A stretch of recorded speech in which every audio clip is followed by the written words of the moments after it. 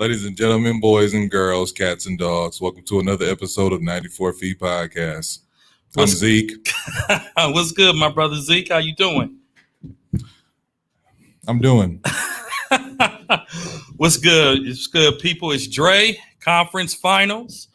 Keith, what's good, bro? What's good, my good people? What's good? What's good, man? What's good? It's been a lot going on in the NBA since we last got together, man. And I first want to start the episode off apologizing to the Milwaukee Bucks. I guess I have to start that episode off because not only as the one real Bucks fan in this room that I vote. I voted against the Bucks in the first round and the second round, and they came back and they took care of business in Game 7. Had me nervous in Game 1, but I just want the record to show that on many of the podcasts I said that if the Bucks can beat Brooklyn, they would win the championship. You said that after I said it. Right? No, in fact, I was listening to episodes before I got here to prove that I said it. In fact, I saved it on the phone. But nevertheless, Bucks Nation, I apologize. I should have had more faith in you, and I'm glad to see us in the conference finals. So we're not mad at you. Wisconsin fans suffer from PTSD, so we understand how you got here. Well, don't do it again. his Bucks fan pass has been temporarily revoked. It has not until further notice. Game 1 was popping with me in the stadium. I mean, Drake got season tickets, so Unfortunately, we couldn't ban you, but you have lost your members pass. Well, all I'm saying is on a couple of the previous episodes, y'all are pretty hard on the Bucks too. Let's not talk about that Chris Middleton slander that many of you brought to the y'all table. two was doing. Still will do it. It don't change. So yes. Another episode 18, y'all. 94 Feet has been going on for 18 episodes, man. How y'all feel about that, man? Before we dive in, Zeke, this was one of your brainchilds, man. We came together as brothers to start this podcast, man. 18 episodes in, man. How you feel about all that? I feel about this is that I feel that I feel like this is we got something going good here, and I hope we can keep it going in the future. Yes, sir. Keith, how you feel? Go ahead. The My Lord bad. has worked in mysterious ways. Keith, 18 episodes in. How you feel about that, brother? I mean, it's a blessing, man. I'm proud to be here, and I wouldn't want to do it with anybody else, man. Yeah. We live, baby. We live. Let's dive in. First thing we're going to talk about, the Milwaukee Bucks obviously have advanced to the conference finals against the Atlanta Hawks. Let's talk about games 1 and 2. Let's preview game 3. How are we feeling about the series? How are we feeling about the Milwaukee Bucks? Let me start with Zeke because he's obviously, both of you predicted the Bucks to go to the finals. So I'm going to stand corrected on that. And you picked them to face the Phoenix Suns. How do we like this Bucks versus Atlanta Hawks matchup that nobody in America probably predicted would happen? You just said two people at this table that predicted the Bucks in the finals. No one in America predicted the Bucks and the Hawks in the conference finals. I didn't predict the Hawks, but I did predict the Bucks. I actually predicted them to go against the Phoenix Suns, but we'll talk about that later. Yeah. I mean, about game 1, I knew that, I think Charles Barkley had predicted a sweep. I knew it wasn't going to be a sweep. I predicted 4-2. The Bucks. After game 1, I said the Bucks always got to make stuff difficult because in game 1 you could see that we were, I want to say, a better team than the Hawks, but we were very capable of beating them. So for us to lose game 1 and then game 2 we blow them out, it's up to par. I think that the Bucks have a better team. I think the Atlanta Hawks are going to have to elevate their game to just compete with us, and I think it's up to the Bucks to lose. So It's you the know, Bucks to lose, is what you're saying. Yeah, it's up to the Bucks to lose. Okay. Game one had me a little nervous, not gonna lie. I mean, they had Trae 'Cause you're Young not a looking Bucks like fan. I'm a Bucks fan, but if you weren't a nervous fan after game one, you're lying. No, Because they had Trae Young looking like the second coming of Steph Curry. He had a career night against us. Let's not act like we weren't shaking a little he bit. did have a career night. Listen. A lot of those shots were open. A lot of those shots were not heavily contested. So yeah, you're gonna have a career night. Trae is a shooter, and Trae Young is a young star in this NBA, but you know the defense wasn't up to par. And so when he got that he got the pick and then he did the little shimmy for the three. He was Yeah. wide open. He should have hit Why that. you got to bring the shimmy up, man? That shimmy was Shimmy's up. The reason why you got the result in game 2. You supposed to leave it alone, man. No, I You got supposed to leave it alone. No, I got to bring it up, and I want the Bucks to keep on bringing it up and keep looking at it. 'Cause Yeah. That's motivation. and he did That's it all that twice. He actually did it in game two as well. is. He did it. Oh, in did he? game Twice. two, too. Yes, he did. Yeah. Yes, he did. But go ahead, Keith. How you feeling about everything, man? Considering the Bucks were able to put away the Brooklyn Nets, and then they came into Atlanta, blew game one, but just dominated Blowing games. game one had me worried for a second. I'm gonna be honest. Just knowing what happened last year made me have a flashback almost. Like, oh man, here we go again. for sure. But at the same time, I was thinking in my head, the Bucks got to come out the next game and make a statement. Mm-hmm. And they came out and they made a statement. And their statement was, I'm gonna put my foot in your neck tonight and show you this is how we should have played y'all game one. Yeah.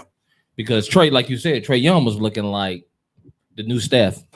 He was coming off screens, shooting it. They leaving him wide open, and even if he was even hitting a few of them in their face too, though. But like I said, the Bucks had to make some big adjustments, and I take that on Bud, because Bud has to make that team make those adjustments, and they wasn't making those adjustments, and they was burning them up. Yeah. I think anyone that watched game one probably seen the lack thereof of coaching from the Milwaukee Bucks. Bobby Portis, who they claim was sick, which is why he didn't play as much in Brooklyn. They claim he was sick, but I think it was a coach's decision, but none of us have any proof to prove it. But also the fact that he made so many coaching errors. The Bucks all night in game one should have ran the pick and roll because Atlanta couldn't stop the pick and roll, right? Giannis was scoring all the time in the middle. Brook Lopez was a non-factor in game one. He should have benched him well into the game. We had no really three-point shooters in the game. Holiday did not bring his A game. So game one had me a little on edge, and I tell you about wishy-washy fans. Okay, you all got on me for having an objective opinion, but when I was at the Bucks, I literally heard fans again start booing the Bucks, and that's when I knew, okay, these are the real bandwagon fans, people that are booing the team for actually giving away a game they should have won by 20. No, that's more motivation. Like, you better play better, Well, it's drunk. or we gonna set this. Or we gonna set it on fire up here. That's just being drunk. So- After like 6 beers, you're gonna hear Yeah, boo. they probably did have quite Sure. a few Miller Lights. Sure. So game one came and left, and game two came, and the Bucks, like you said, they never let up. The game was over at halftime.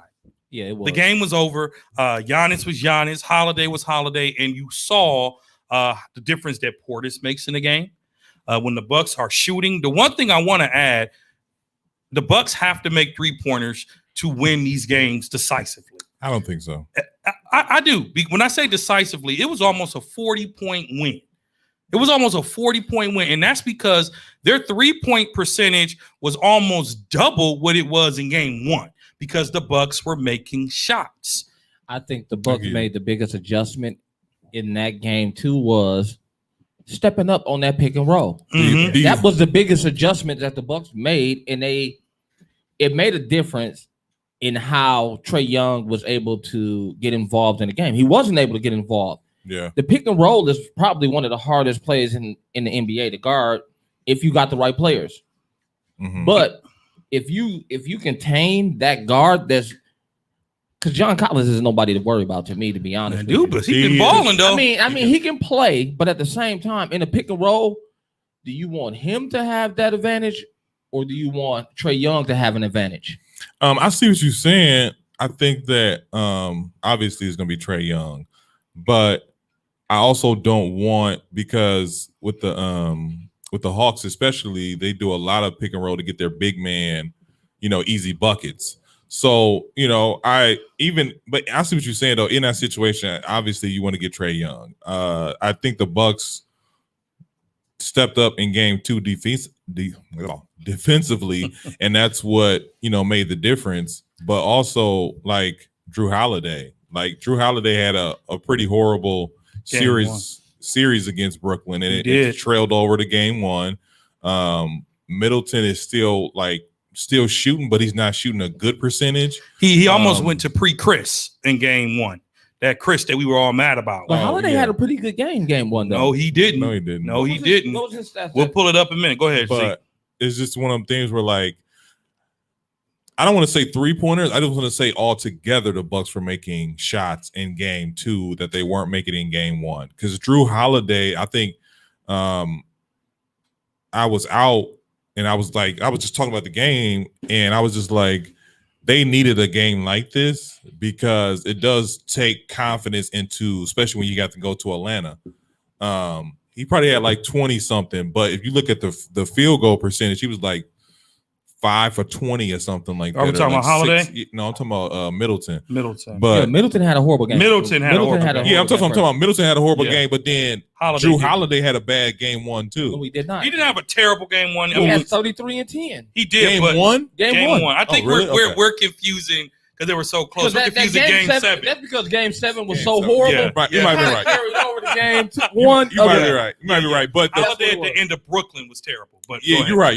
You're right. I apologize because he had a decent game 1, but Middleton was the one who had a bad game 1. Game 1. He sure did. So it's one of those things where Holiday is starting to pick up more, and then unfortunately Middleton is still in that middle ground area where he's hitting shots, but he's not hitting consecutive shots. So I think just all together the Bucks are hitting better shots in game 2.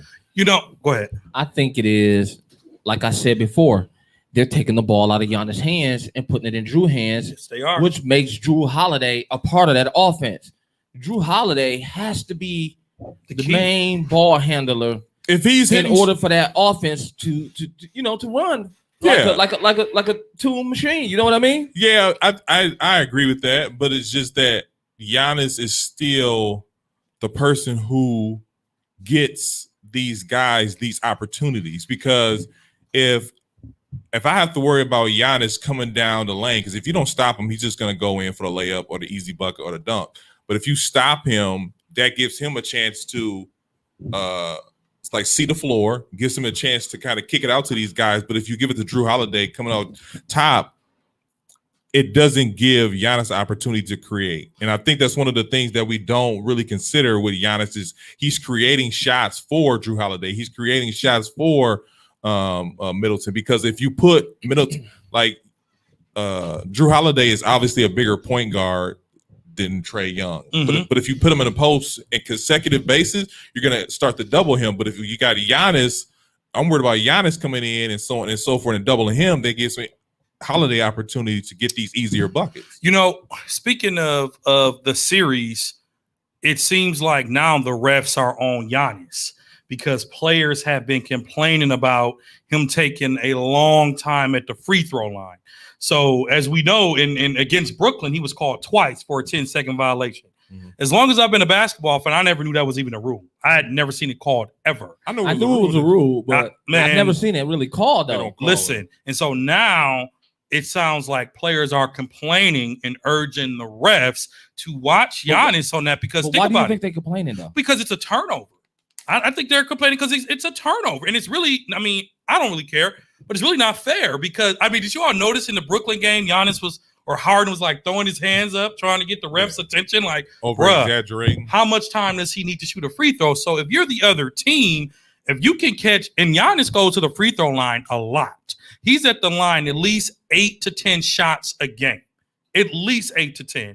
And if every time you can get him on a 10-second, because he takes a long time. If you're the other, if you're the other team and you can get at least 3 of those, that's 3 forced turnovers that could potentially lead to points. So Giannis has to be mindful that now they're on you, because people have complained about that whole 10-second rule. But if you're the Bucks, What do you need to do in game 3 to make sure that you don't, in your words, take the foot off of them so they can just go and end this thing in 5 games? You got to come out and play like you played in game 2. Start out the Mhm. game. Don't let up because it's game 3. Come in with the same mentality you came in game 2. We down 1. Yeah. Right. You know what I mean? Yeah, Right. they don't Because talk- actually, we should be up 2-0 right now. We should have had a 20 So point now victory you on need to Monday. come into Atlanta, ready to put your foot in their neck again. Mhm. Yeah, because you come into a hostile environment, and like you said, game 2, it was over at halftime.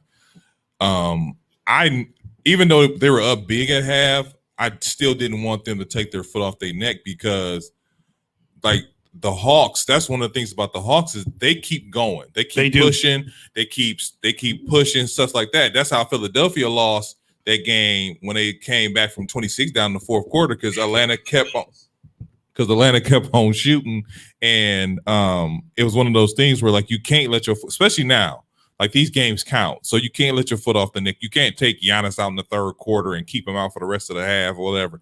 No, you keep pushing. Unless you up by 50, then you could think about it, but so you can't take their foot off the neck. Even then, You can't because you don't want them to carry that momentum into game 3. Game 4. Because coach, I mean, the Bucks in game 2 had close to a 40-point lead, and Giannis and Middleton was still out there hitting trays rather. So, to both of your point, the Bucks have to go in here like they're the underdog. That's how you have to approach the series because we blew them out. Game 1, we didn't look ready. Game 2, they didn't look ready. And now you have 2 straight in Atlanta, and Atlanta strives on their home court like most teams do. We do. Trae Young is a bona fide superstar. And we He's struggle. not a bona We fide struggle in the superstar way yet. game. He's an all-star, but he's not a bona fide superstar. Trae yet. Young, like we talked on the episode, I think that you missed. Trae Young is one of the future superstars of the NBA. He's already there. You can't call him a superstar yet. I say he's an all-star. I won't say Superstar is a A whole nother superstar level. in the making. He's a superstar No, you in said the a bona making. fide superstar. He is You a did bona say fide bona fide. superstar. He's a bona fide superstar in the making. No, in fact, so fine. he's an all-star right now. Then Okay. just fine. say it. Fine. Just say it. Trey Young, in my opinion, will be a superstar in the NBA. Yeah, at some point he might. Okay. Go But ahead. right now he's an all-star. He eliminated the Philadelphia 76ers with Joel Embiid, who arguably would have won MVP if he wasn't injured. He wouldn't. He beat the Knicks. None of us at this table picked Atlanta to win out of the first round. So don't say you didn't. They beat the Knicks. They came in and they ran at our Milwaukee Bucks in game 1. Here's the thing that I hate as a Bucks fan. Every player, whether superstar or role player, have career nights on us. Every single time. Trae Young had a career night against us in game 1. Mhm. I think Tyler Hero had a career night on us in the bubble. But nobody had a career night in game 2, though. Nobody had a career night. Nobody. Thank God. Thank God. Nobody even had an average night. And if you what ask I'm me. saying is, I say that to say, with this young superstar in the making in Trae Young, the Bucks gotta go and ball out in games 3 and 4. The thing, the thing about that is, I kind of agree with Kesey because I don't think he's a bona fide superstar. In the making.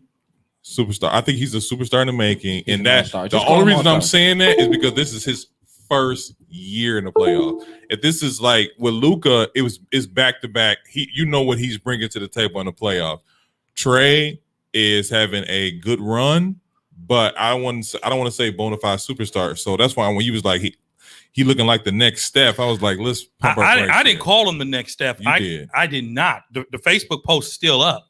I said the Bucks got him looking like the second coming of Steph, and they did they did. So then my thing about that is in game 1. okay. So what I think about that is just because he had 48 points, that doesn't make him the next upcoming Steph. Didn't Now, call him that. What I'm He got a saying, long ways to go to get to Steph. A long way to go. Like that's Steph. what I'm saying. Like Steph is like Steph before Steph was Steph, he was like lights out. Like I'm double teamed. I'm gonna dribble my way out of this and still pull it with a 3. So Trey ain't there yet. he's not there But- yet.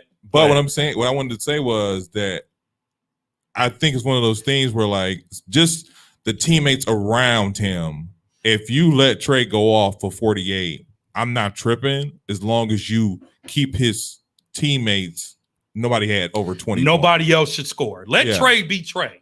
Let him be Trey. No, you don't. No, you do not. That's where you get. What? That's where Why? you get burnt up Why you at. say That's that? how they lost. Because you and got no. to look at it like this. I was more impressed with the 11 assists Think about it and like the 5 rebounds. I don't know, man. Look at it like this. Trey is a horse. When Trey is going, Mhm. it make everybody else follow suit and start having good game. That's true. So what the Bucks did is they in game 2 is they took Trey out the equation. They were more up on him.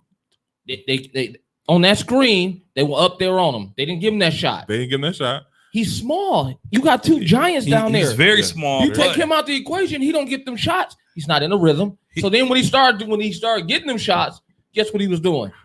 He was missing them. He was missing him. He was tricking Yeah. him. You 'Cause know, he wasn't in a rhythm. and Yeah. again, You're right. the statement about the clinic he put on in game 1, basically he looked unstoppable. But in game 2, the Bucks stopped him and they stopped him hard. Okay, so I have the Bucks winning in 6. A lot of people think the Bucks can do it in 5. I'm excited about the series. It's been a competitive one. Game 3 is tonight, depending on when you're listening to this episode. Game 3 is on Sunday, the 27th of June, and Milwaukee is excited in playoffs. The Deer District has more people than the stadium does. I think there was 30,000 people down there both nights. Streets were crowded. The stadium was crowded. And finally, the city of Milwaukee has gotten behind the Bucks. So this is a great time for the city, a great time for the Bucks. Bucks in 6. Keith, what you got? I say the Bucks in 6 as well, maybe 5. Okay. But I think the Bucks got to really make a statement. So that means they're winning the next 3. They have to win tonight. Tonight will determine a lot for the Bucks, Okay. and they got to shut up Stephen A. They do. for talking about our Oh city. man, that he's 'Cause I- on there. Because I hope It's on the list. Wait, save it for later in the show because we got to go in on Stephen A. Zeke, who you got in this Bucks Atlanta series? Nothing changed for me. I always said Bucks in 6. And I'm sticking with it. Bucks in 6. All right, moving on. Once again, it looks like the Clippers will be disappointed. The Los Angeles Clippers versus the Phoenix Suns. CP3 has returned. Kawhi Leonard, it's already been announced that he is out for I think they said game 5. He's out. He's not going to play again. Is this series over? Yeah. Who's the extent of his injury, though? No one knows. His need. They're not giving up any They're information. not giving up any. So what they've been doing is this. They've been is obviously he's sprained his ACL. He sprained his ACL. So instead of them saying he's done, they're trying to make people kind of like a strategy, like, hey, Kawhi might come back. So they're doing it every single game. But if you watch the injury, you've been watching it. He's nowhere near playing. I think he's done. Even if something miraculous can happen, like the Clippers could come back and win, Kawhi won't even play in the finals. I'm going to tell you like this. I am disappointed in Paul George. Paul George has missed a lot of buckets. He missed, I believe, his opportunity to become the Batman of the duo. And they just have the Phoenix Suns out here looking like unstoppable. Although game 4, in my opinion, the referees decided way too much of that game last night. The Clippers should have won, but you have to make your free throws. Paul George missed many big shots or free throws that could have turned the game, but there was some very bad missed calls. The refs, for example, the turnover that they gave to Phoenix, it should have been the Clippers ball, and that could have changed the momentum of that entire game. The literally for the Clippers to even have a shot, they have to win the next 3 games. They have to win game 5, 6, and 7, and you have to play 2 of those in Phoenix. Well, first of all, let's not act like it can't be done, but it's pretty much a wrap. It's a wrap for this series because Paul George, like you said before, has been very disappointed. This was his opportunity to shut down the haters and to resurrect playoff P, and he has not been able to do it. And this just, and it's, I don't say it's sad, but it just kind of like settles the debate because now he's a Batman. I mean, I'm sorry, now he's a Robin. He's going to be a Robin for the rest of his career. It is what it is. And we want to sit here and I don't think it's I guess the question for me is, do you blow up the situation? Because if you don't have the full roster, then I think you still need to give it another year. I think that They had him last year, though. What? They had the full roster last year. They did have the full roster last year, and Doc River got fired. So they made the change. But I think that this is kind of crazy. This is kind of messed up because it kind of takes away from like Lou getting his flowers as a great one of the great coaches in this league. Kawhi is missing another opportunity to take the crown away from LeBron, which he will in never LA, do. in LA. So it's just one of the things where it's like, I don't know if you need to like blow this team up after they lose, but you got to take a look at it. But I think one of the main things, you not having your Batman on your team has to be taken in consideration. Yeah. Keith, is the series over? The series is over for them. Paul George, I mean, he has not played terrible to me, honestly. He's missed some free throws, and it happens. LeBron missed free throws. Yeah. Kawhi has missed free throws. Not with like 20, 30 seconds. Yeah, with the game on the line. A lot of them have missed free throws with the Not game, with the game on on the the line. line. Maybe not this year, but they have in previous years. Not ever. LeBron has. Not ever. LeBron has never missed free throws with the game on the line. Not even with not just the game on the line, the series on the line. I don't even say the series. The game. I'll just say the game. Well, I'm talking about playoff game. I'll say with a playoff game on the line, I don't think LeBron James has ever missed any free throws. He has, man. He has. He hasn't. In fact, against Golden State, the year they won, when he overacted his injury when he dunked, he missed a couple big free throws. But I get what you're saying about Paul George. Paul George missed several. I think he missed 3 or 4 in this game. That could have been the turning point of the game for the Clippers. But go ahead. But my thing is, you look at that roster, outside of Paul George, who else is on there is dependable? A bunch of niggas. You can't ask that. It's a bunch of niggas. You can't ask that question because they made the conference finals. We can't ask that question. But I think Paul George puts up a good fight. He don't got it in him with that roster. I guess my thing about that is this though. Like, if Paul George is putting up, I don't want to say astronomical numbers. Let's say he puts up 25, 6, and 4. Mm-hmm. Those are average Paul George kind of numbers, and they still lose the game. I'm okay with like, he couldn't get it done. But when I put you in a situation where all you have to do is make the free throws, you are a 89, 90% from the free throw line, 85 at the least, and you still can't bring it home. Now we got to have a discussion. Like, yeah, hey, what's up? So what do you say about the move DeMarcus Cousins pulled at the end of the game? Then, well, DeMarcus Cousins, we already know is a dirty player. No, so he's a nigga. He's a nigga. We shouldn't be surprised. But here's the thing that I think I want Sports America to think about while we're so hard on Paul George and these missed free throws. Game 1, it was only 120 to 114. They lost by 6. Mm-hmm. Game 2 was 104 to 103. They lost by 1. The Clippers came out, in your word, and put their foot on their neck in game 3 and won 106 to 92. Mm-hmm. That's the first game that Chris Paul was back on. Courtesy of Reggie Jackson. Reggie Jackson and Devin Booker was off. Chris Paul had just came back. He was off. Broken nose. They was like the mask. They was like 8 for 20 or like 8 for like 30 or something like that. So that was really only blowout. And then game 4, they lost by 4 as a result of, in my opinion, bad reffing and Paul George missing his free throws. So when you look back at this series when it ends, and I believe it will end tomorrow night on game 5, you're going to look at the Clippers and say, dude, y'all blew it. Y'all blew it. I don't think they'll lose game 5. You don't think they'll lose game Phoenix? 5? Game 5 in Phoenix with Chris Paul now at 100%.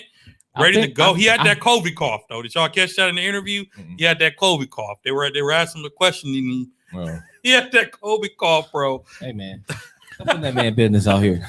I don't know about. Good thing he ain't sensitive. The only way they don't lose that game. Is, but go ahead. The only way they don't lose that game is Paul George got to put up 40 or more.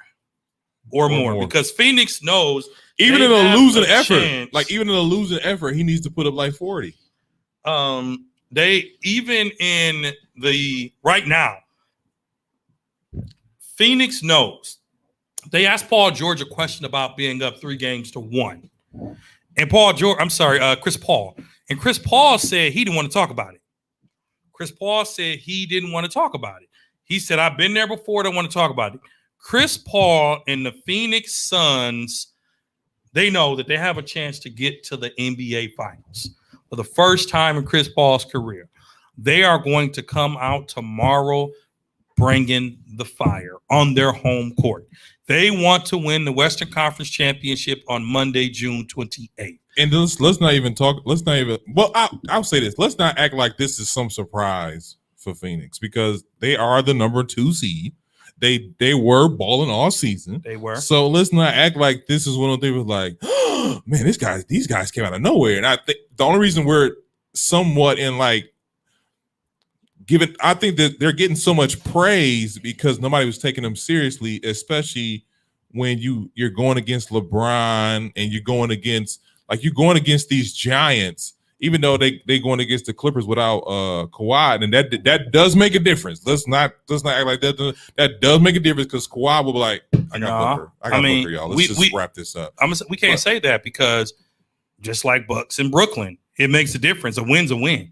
I'm not saying that. I'm just saying that let's act like they're not supposed to be here because they do have a really good team.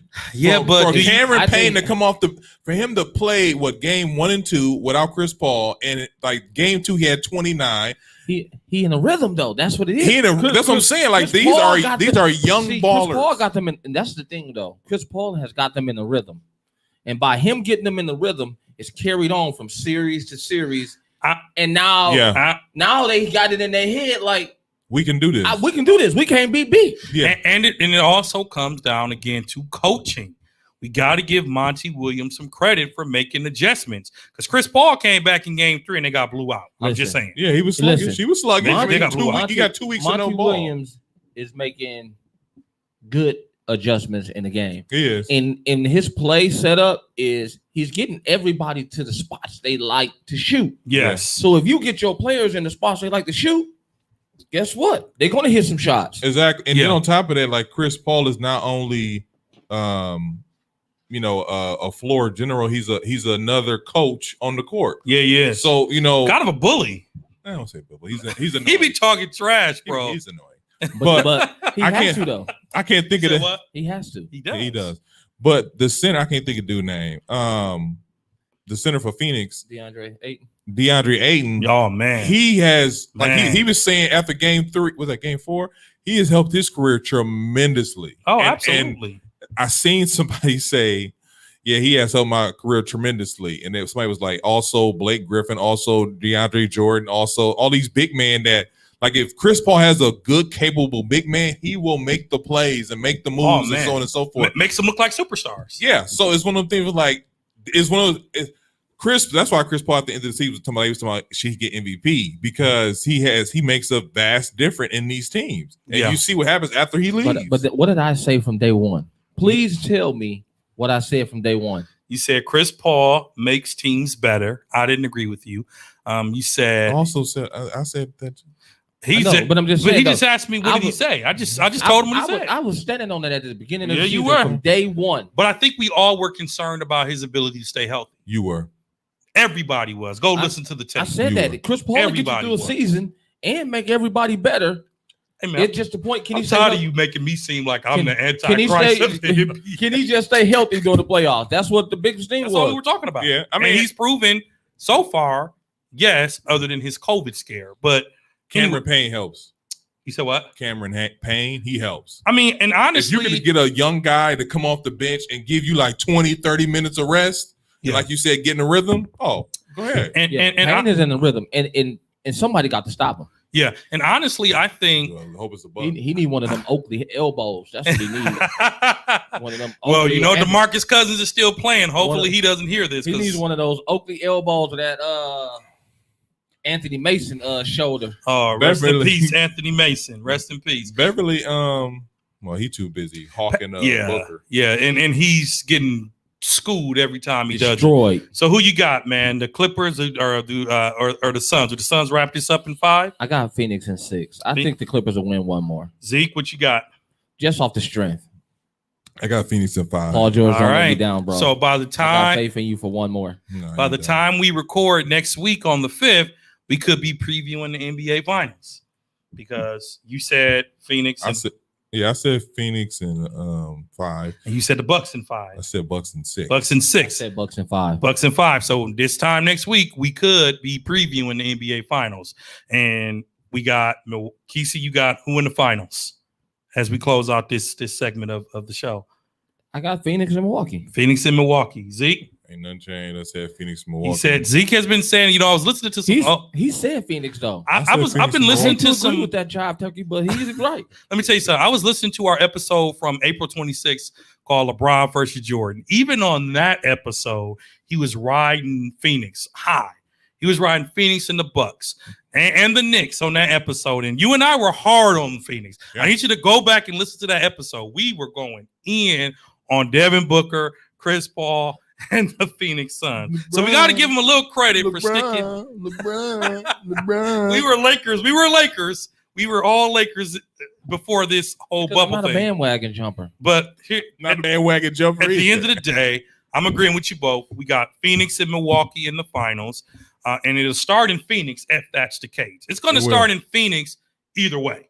It's going to start in Phoenix or LA, no matter who wins No. it from Milwaukee. Yeah, because Phoenix is number 1, and I think what was the Clippers? Clippers are number 4, Bucks are number 3. Were the Clippers number 4 Yeah. or were they number 3? Remember, they didn't play their last couple games because they wanted to play. That's true. They were trying running to from avoid- LeBron. They were running So from either LeBron. way, either team, whether it be Atlanta or Milwaukee, they visit Phoenix for Yes, the NBA that's Finals true. to That's start. true. So the whole 94 Feet Nation is going with the Bucks and the Clippers in the finals. So I mean- I'm sorry, the Bucks and the Suns in the So finals. who got home court advantage? Phoenix Suns has it no matter what. No matter what. No matter what. Whether Atlanta wins Yeah. or Milwaukee, Phoenix win. If Phoenix wins, Phoenix starts the finals in Phoenix, Arizona. No matter who wins in the Eastern Conference. So I mean, I do have a confession. Go I mean, ahead. the reason I wanted the Bucks and Phoenix to play for the finals because I thought, oh, okay, this is a easier team to defeat. I've been watching these games. Be You careful scared? what you ask for. You scared? Be careful what you ask for. I'm not scared. I'm just saying, be careful what you ask for. I mean, Phoenix, they're no joke, but I think the Bucks can pull it off. But let's save it for the finals preview. Moving on, let's jump around a bit here. Stephen A. Smith had some harsh words for the city of Milwaukee. Actually, the whole First Take crew did. It was very disrespectful, in my opinion. But Stephen A. led the pack by saying he called Milwaukee a terrible city, and he wasn't excited about the possibility of reporting for the finals in Milwaukee. What do we make of that clown's comments? And let's not act like Stephen A. is. Well, first of all, You know what? let I'm me gonna say say this something right real quick. now, and I'm gonna get it out the way. Hold on a second, real quick. I've had Hold on, a- I'm saying, let real him quick. go. Let me say this one part. Hold on a second. And you can go on. Hold up. I've had enough of that jive turkey, Uncle Tom. No, but hold on a second though. This is the thing that was crazy about Stephen A.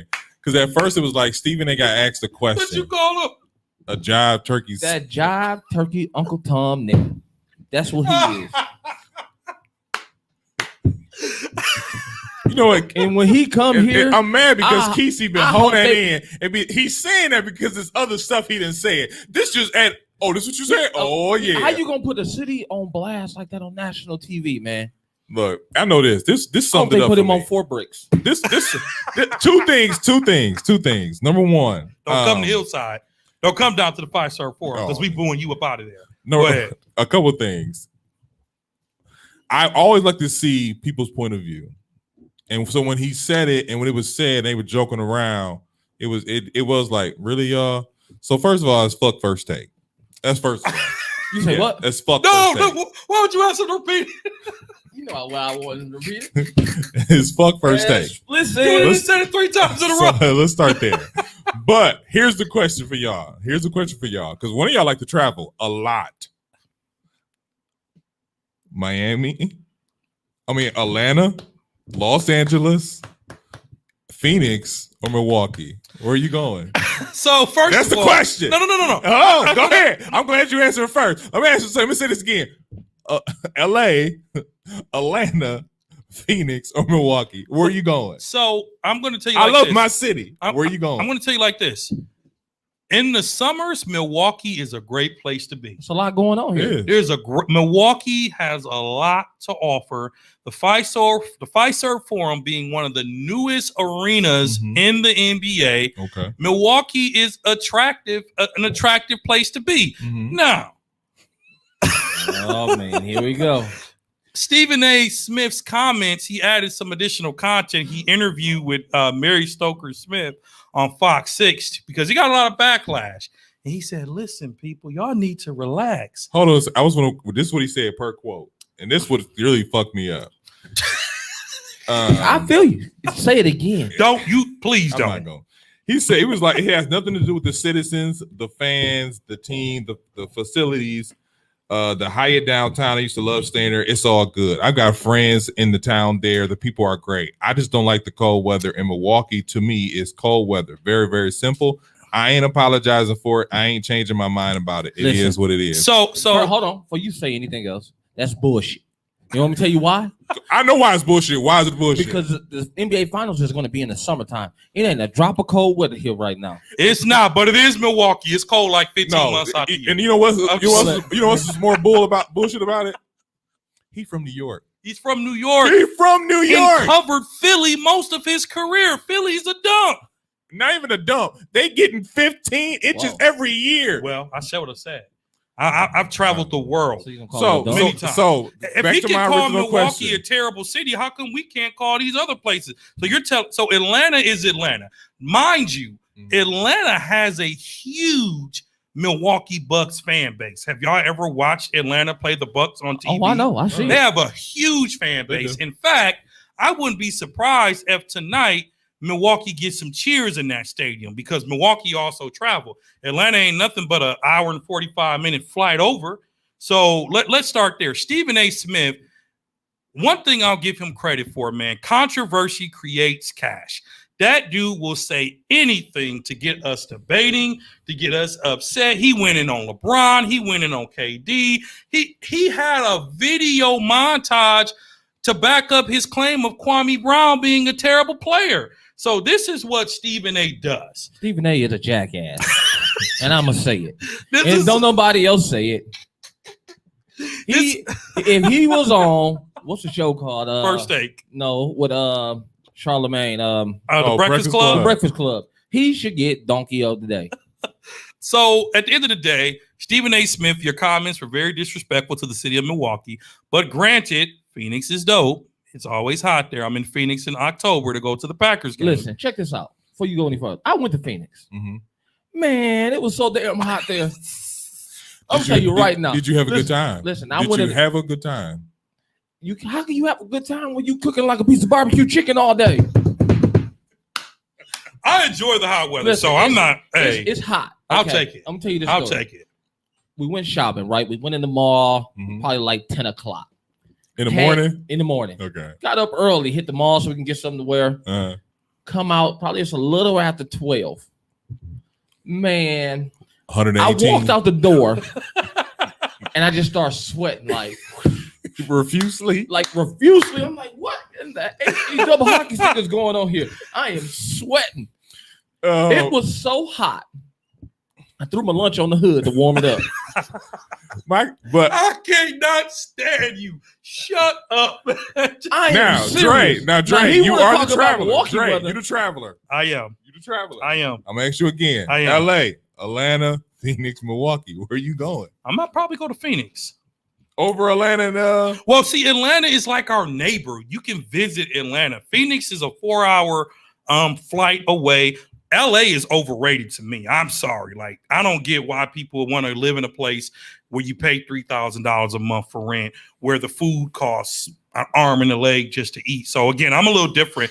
But at the end of the day, Stephen A., you're going to be in Milwaukee for the finals. Get used to it. Book the Pfister Hotel for your room. Bring First Take out there along with Kenny, Chuck, and Shaq for TNT inside the NBA, and take these booze that you about to get from the city of Milwaukee. Man, he somebody- better not come and walk. He better stay in got to. Chicago. Oh, he got to. he got to. He better stay in Chicago.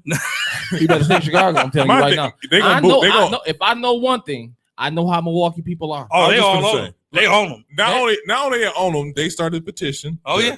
Then I have him come. That's number one. Number two, if you think Philadelphia was throwing popcorn and all they could think it was bad, all right. Come Let to me tell you Milwaukee. something. Let me tell you something. The Okay. Deer District, where they likely will be reporting live from if the Bucks, when the Bucks make it to the finals, First Take, ESPN, the minute they show Stephen A, it's a wrap. But my good people in Milwaukee, don't give him the pleasure. Don't give him the pleasure. Obviously, 'Cause be you- civil. This is just trash talk. Be civil. This is Don't trash don't give talk. him the pleasure. Yeah, don't, And don't the do that. part that annoys me about Stephen A's comments, you wouldn't come to Milwaukee, but you would show up in Green Bay. Green Bay's even cold. that irritated me because I know know for a fact. Oh, Green Bay? Oh yeah, we out there. Oh, yeah, we out there. We out there. Yeah. And Green Bay ain't got nothing up there but bars in the stadium. Nothing up there. So that tells you a lot about Stephen A. I mean, somebody Stephen A is biased. He's Somebody biased. posted a picture of him with David Clark, so that's all I need to see. Stephen A is an Uncle Tom nigga who like to drink. See, on I'm his not off gonna say all that. I'm not gonna say that. I'm not gonna say all that. But What I'll say is I somebody said it. summed this up for me. And I meant it. Somebody summed this up for me. I was talking to him And I'm about pretty the sure same Kwame gonna situation. back me up. But somebody summed Stephen this A, up. don't come for Milwaukee, bro. Somebody summed this up for me when I was talking to them about the situation. They was like, if you're not from the city, don't talk shit about the city. Exactly. And that goes Exactly. for every city. Like if you from LA, you can talk crazy about LA because you Exactly. from LA. You from Chicago, you can talk crazy about Chicago because you from Chicago. I But if agree. you're not from here, don't talk about the city. Exactly. Plain simple. And not only that, I think it takes away from, if the Bucks indeed do make it, like we all believe they do, it takes away from the moment that we've been fighting for. The Bucks have been bad since we've been kids. They won a I championship. would say bad because we had some I glory. am. We It's had been some- up and down. We had some glory years, The It's been Bucks up and last down. won the championship in 1974. but we had Okay. some glory years in between them. We had the Ray Allen year, the year we got robbed from the finals. We had the Brandon Jennings 55-point year. We drafted Giannis. In the past 3 or 4 seasons have been good, but most of our lifetimes the Bucks have been bad. Let's not act like We haven't got a ring since I've been alive. that's what I'm saying. I mean, None of us. It's been decent. None of us. It's been up and down. So for Stephen A to get on and say Milwaukee is a terrible city, you just don't say things like that. Okay, you keep that's for you and your homies when the cameras aren't rolling. You know what I'm saying? I agree with I that. mean, the economic impact that the finals is going to bring to the city. You know what I'm saying? And Stephen A is influential, so people will start listening. Milwaukee, it was trending. It was freaking trending. Everybody, every was news, trending. every sports, anything was talking about it. And then everybody had to defend Milwaukee. I Well, love- here's what to do in Yeah. Milwaukee. However, Milwaukee does have black on black crime. They have running red lights. They have trash cities. They have poor populations. They have tent city. So when you make statements like that, you make people start digging up drama All the negatives. and all the negative stuff Yeah. of the city. So Stephen A was out of line. Of course, Milwaukee will be civil, but Stephen A, don't bring that mess to Milwaukee. We don't want you here. Stay away. I mean, I think that just when he said it, I looked at it from a basketball perspective as far as it being terrible city is pretty harsh. And the person who said it was Molly, like I said, fuck First Take. But I totally agree. Who the hell is Molly? Molly who? Molly Rose, Jalen Rose. Oh, I know. They that's his thing. But Right, and they from Chicago. He got a whole school in Chicago. who? Rose, he got a whole school in Chicago. Oh no, he's from Detroit. But he has a school in Chicago. Does he? Yes. Yeah, whatever. Yeah. But Either the way point it is- go, she is out of order. She Yeah, is. you out of He is order. out of order. You out of They order. are out of order. And like Zeke said, If you ain't from the city, don't talk shit about the city. First point blank. real, Period. For real. Agreed. Let's talk about the coaching movement. I just got a text. I just got a text on my phone from Bleacher Report. A And notification? a notification in the Bleacher Report. I'm trying to act like Stephen A. Smith, like I'm more important than I'm not. Bleacher We know you're Report not, is but- saying that the Orlando Magic is considering Penny Hardaway as their head coach of the Orlando Magic. Now, there has been a lot of movement on the coaching front. What we know, Rick Carlisle is headed to the Indiana Pacers again. Jason, again, he What do you coached the Pacers back in 02 to 07. Rick Carlisle did. He was a part of the coaching staff. They got rid of their coach after one season, right? Jason Kidd, which is probably the biggest shocker for me because he turned down Portland. Jason Kidd is headed to the Dallas Mavericks as the head coach. Okay, think of it like this. Hold on. Let me get through a few more. Brad Stevens and the Lakers brought in Emi Udoka. I'm pretty sure I butchered that. Who spent a lot of time with the Brooklyn Nets. That was I don't like that hire, to be honest with Yeah, you. me either. I think it was a safe hire. And Who hired him? the Boston Celtics, Brad Stevenson. So you have other coaches out of jobs. Scott Brooks is out of a job. In fact, Rick Carlisle was linked to the Bucks until we won the conference finals. Rick Carlisle was linked to the Bucks, but it sounds like we're going to be stuck with Bud, win or lose. Scott Brooks is out of a job. Stan Van Gundy is out of a job.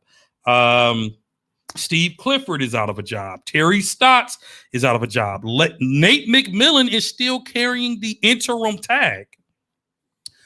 What do we think about the coaching movement? What was the biggest shocker for you? I've already said, for me, Jason Kidd to Dallas kind of shocked me because Jason Kidd is known to be kind of dirty in that sense where, oh, I'm not interested in head coaching jobs, which he said about Portland, but ends up with Dallas, right? Which I like. You got to think of it like this. He had some glory years in Dallas. I was just He gonna did. say And He that's won a what- championship in Dallas. and that's probably what brought him to Dallas. Like, He was terrible in Milwaukee.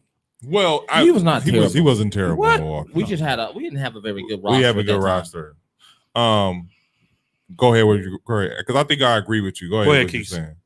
I think some of them should be out of a job Hmm. because you still got people like Mark Jackson who ain't got a job yet. Mark Jackson hasn't even had an interview. And they won't even give him a shot. Yeah, he's Yeah, I don't know if he's turning it down, but we would have heard rumors about that. But I'm looking at that because, like you said before, once because I was thinking if we lost to Brooklyn, I wanted Bud to not even take the plane with the Bucks, and I wanted them to hire Rick Carlisle. Yep. like the next day, like, yeah, we're getting rid of Bud, we're gonna hire Rick. I want them at the same press conference. That's how fast I wanted it to happen because I knew he was gonna get picked up. quick. I think that, like, I agree with Kesey, one of those things like with Jason Kidd, if you have a history with a team and he has coaching experience, so it's He not like does. it's his first year. He does. But so I think it's one of those things where, like, okay, I can see that. And then Rick Carlisle, I like him for Luka. I like Kidd for that's what I'm Luka. saying. He left. He didn't get fired. He left Dallas, and he was like, I hope Jason Kidd gets the job. But to me, the thing about like Steve Van Gundy, even the Indiana Pacers coach who got fired in the middle of the season, he might have got fired. I don't know when he got fired, but he got fired. These older coaches aren't being able to connect with the younger players. And I find that very interesting just because you have these guys in power who are like 20, 21 years old, and they're able to tell guys with coaching experience and who've won championships, like, I don't like the way you're doing that.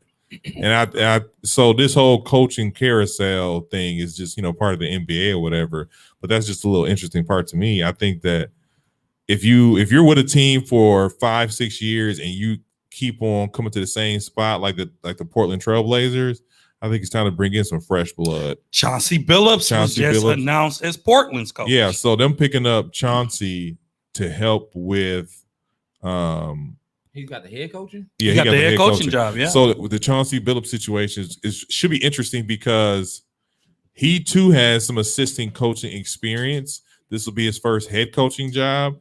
So it'll be very interesting because it's not like he has to polish Dame.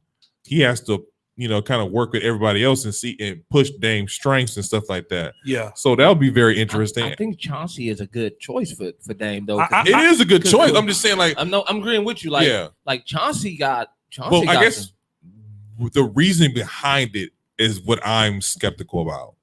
Because when you hire, let's say, what came with Steve Nash? Steve Nash got hired in Brooklyn With no experience. by the way, it was a bad hire, but whatever. Terrible. So he got picked up by Brooklyn because he's a point guard, and it's kind of like, hey, we know you don't really need to do anything with this big three, but the rest of this team, we kind of need you to kind of navigate and get these guys, like these point guards, get them on the same page and so on and so forth, and have them running the offense and so on and so forth.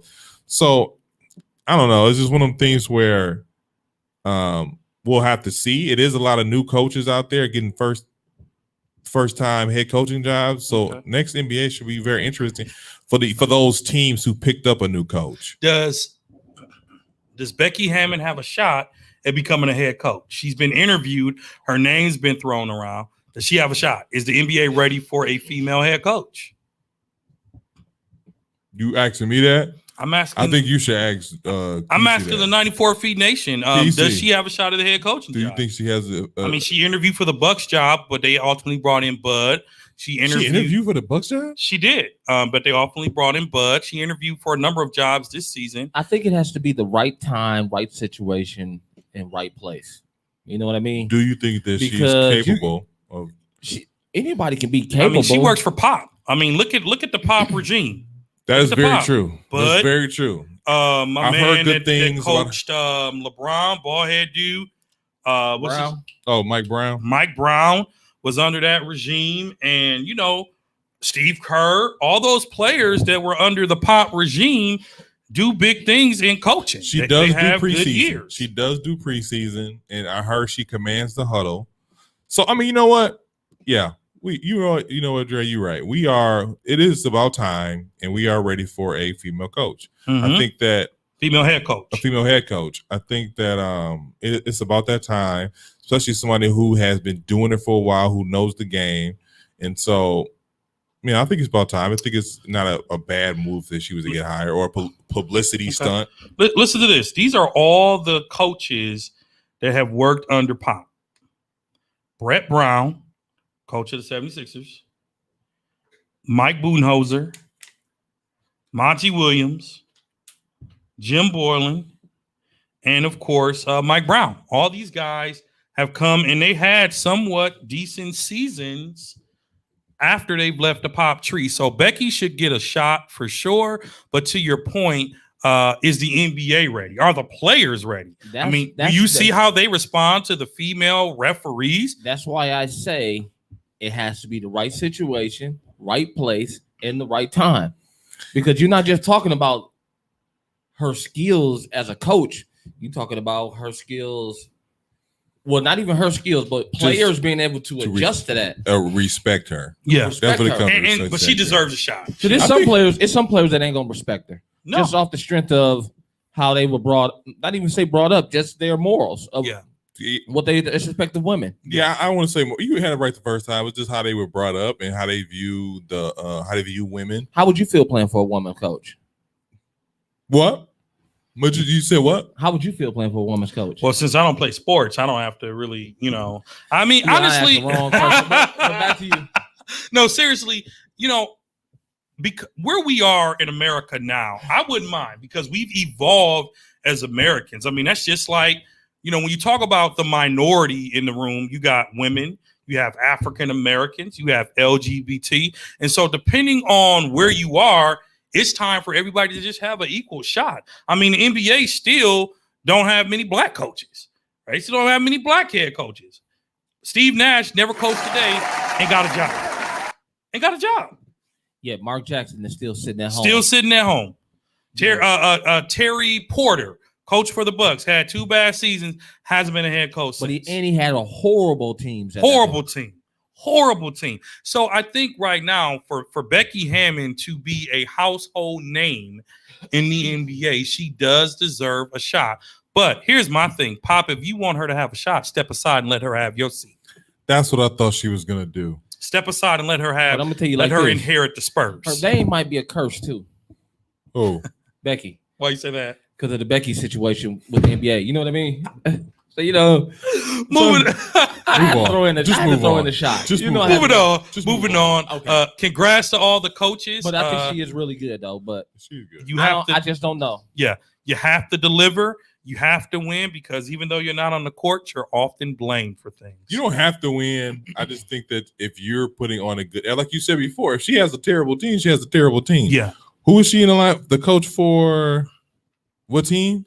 The Spurs. She's I don't know this year, but she was a finalist for the Bucks when they hired Mike Booth. She was a finalist for this year was Portland. Portland. It was Portland. Okay, she didn't get the job, but because Chauncey Billups got it. You think Dame has something to do with that? Well, I mean, Dame is a superstar. Of course, he has something to do with it. So what do you think? In fact, Dame wanted Jason Kidd, Dame and he settled for Chauncey Billups.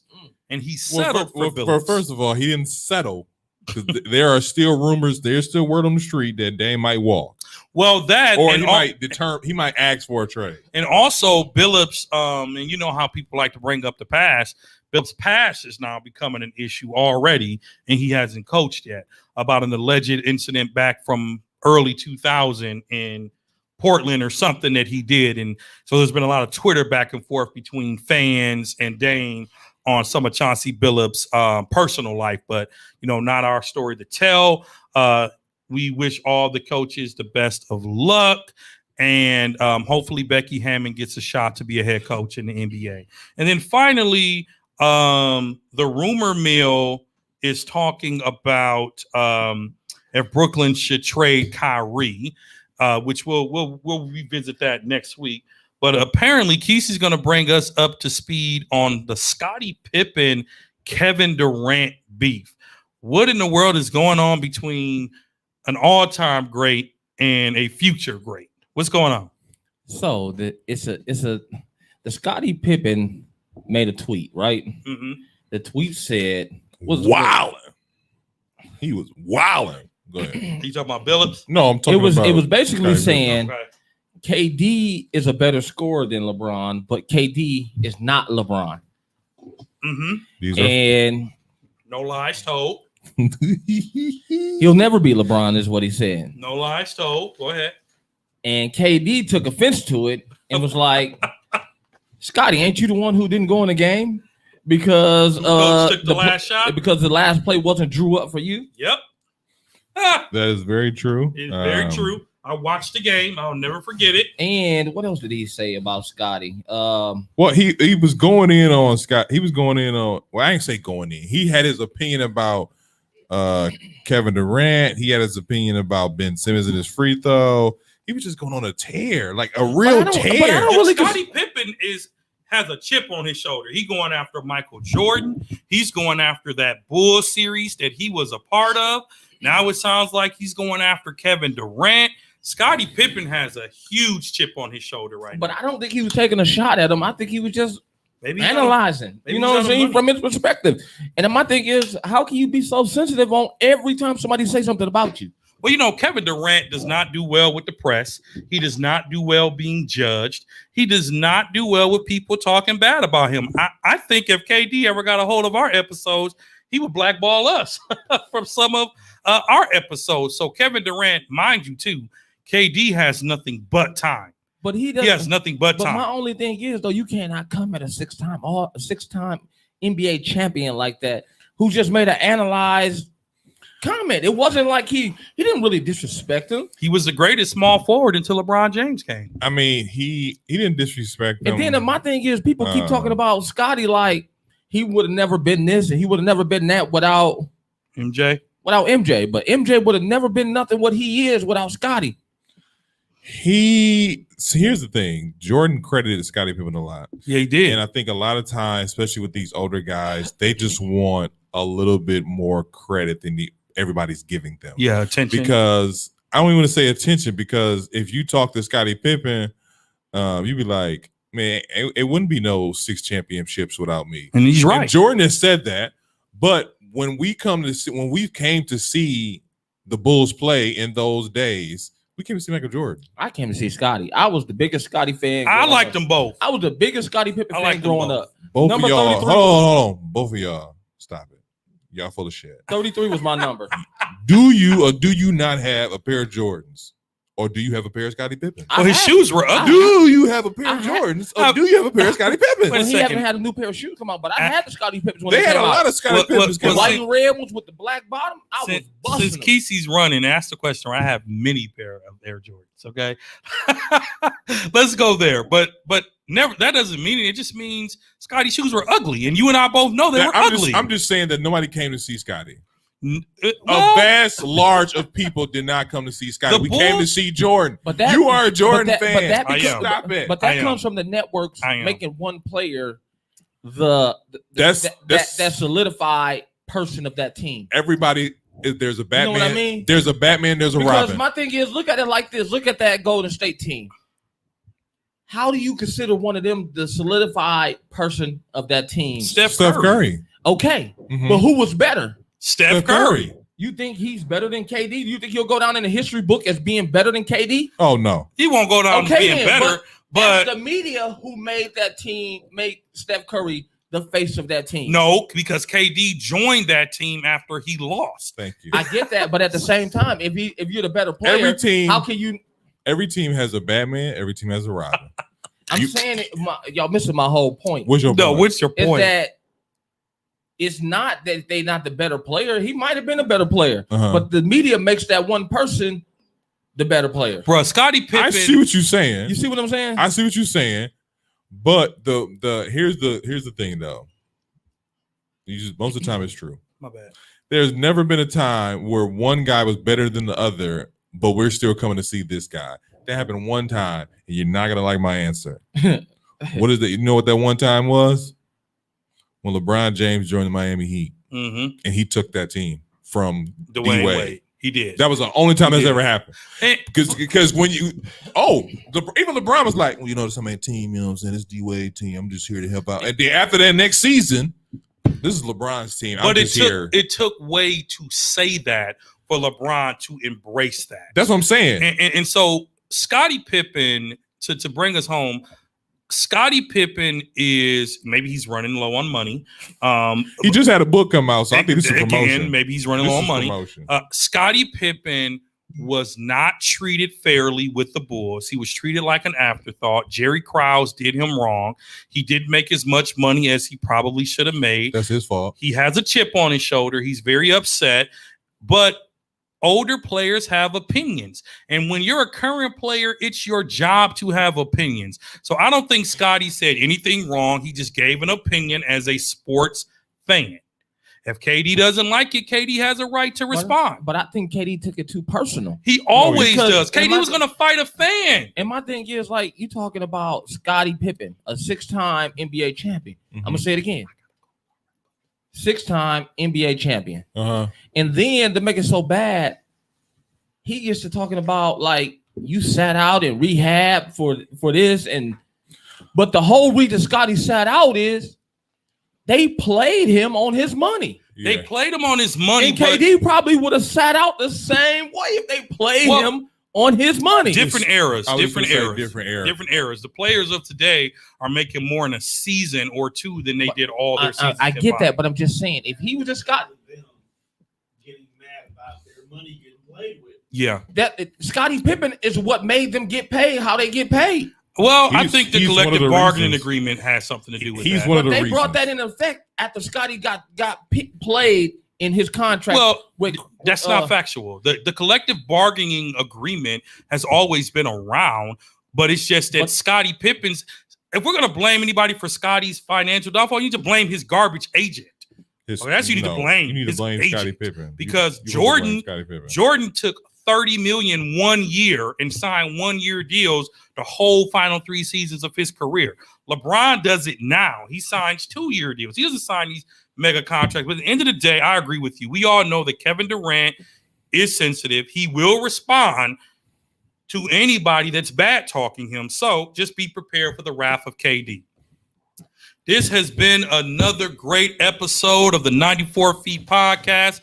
Always a pleasure to be here with my brothers Keith, Thank y'all for tuning in, my good people. We appreciate y'all. our big brother Big Zeke, Yeah, what up? and listen to the 94 Feet Podcast weekly on Spreakers, Google, iHeart Podcasting, Apple, Spotify. wherever podcasting is downloaded. Like, subscribe, hit us up in the comments. Follow us on social media, Instagram, Twitter, and Facebook at 94FT Podcast. We'll see you next week. Go Bucks.